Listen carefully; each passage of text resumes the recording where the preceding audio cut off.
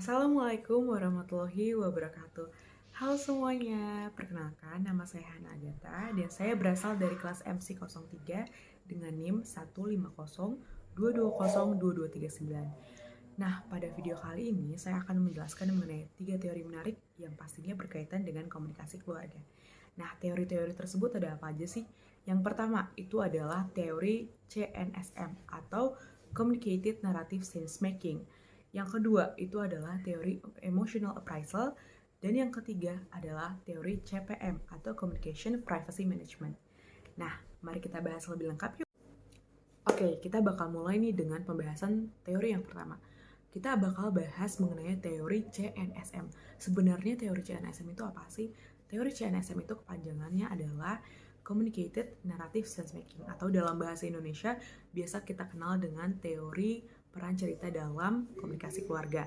Nah, dalam teori ini kita harus bisa nih untuk memposisikan di mana saat kita harus mengutarakan sebuah cerita ataupun kita harus mendengarkan sebuah cerita. Seperti yang kita ketahui bahwa dalam sebuah cerita itu ada yang namanya isi pesan. Nah, isi pesan ini adalah hal yang harus kita perhatikan dan juga kita anggap penting karena isi pesan ini bisa menimbulkan sebuah efek.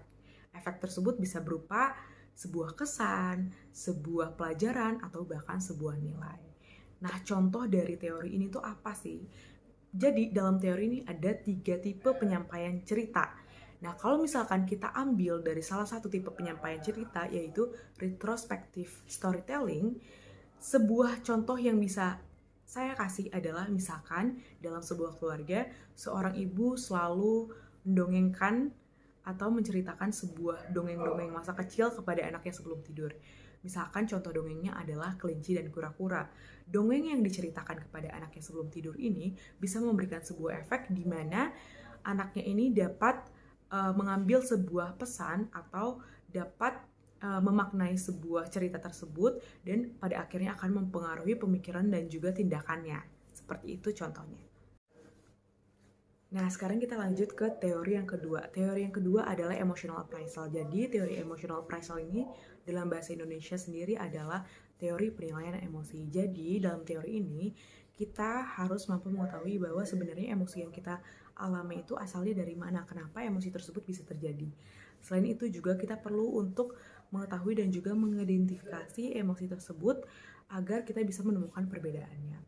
Nah, dalam teori ini penting banget untuk kita dapat mempelajari dalam mengelola sebuah emosi negatif.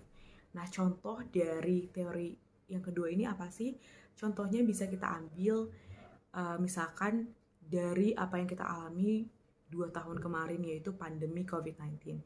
Dalam pandemi COVID-19 kita tahu bahwa banyak sekali keluarga yang struggle dengan kondisi perekonomian mereka, terutama peran sebuah ibu rumah tangga tentunya akan sangat-sangat ekstra dalam menghadapi sebuah pandemi.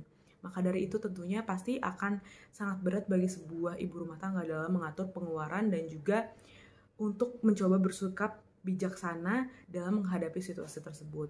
Maka dari itu seorang ibu rumah tangga harus mampu untuk mengatasi dan juga mengelola emosi negatif yang mungkin bisa terjadi untuk diri mereka supaya nantinya itu tidak akan menimbulkan sebuah permasalahan dalam keluarga tersebut. Oke, kita bakal masuk nih ke pembahasan teori yang terakhir atau teori yang ketiga. Teori yang ketiga adalah teori CPM atau Communication Privacy Management. Jadi dalam teori ini beranggapan bahwa bagaimana seseorang berusaha untuk mengungkapkan sesuatu, namun di satu sisi dia tetap untuk menahan atau menyembunyikan informasi-informasi yang bersifatnya pribadi.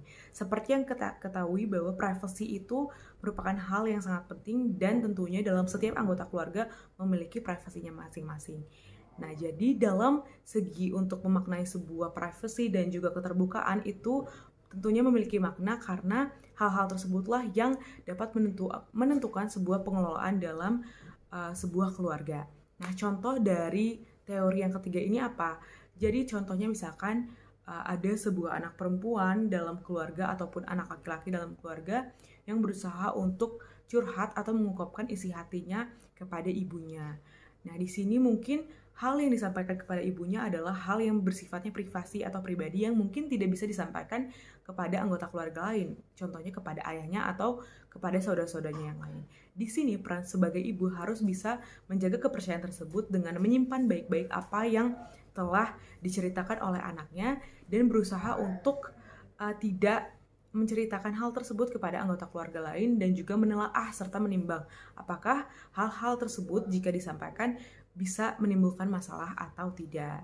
Berikut adalah contoh dari dan juga penjelasan dari ketiga teori yang berhubungan dengan komunikasi keluarga. Oke, nah selesai juga penjelasan dari ketiga teori yang berhubungan dengan komunikasi keluarga. Saya Hana Agatha, terima kasih atas perhatiannya.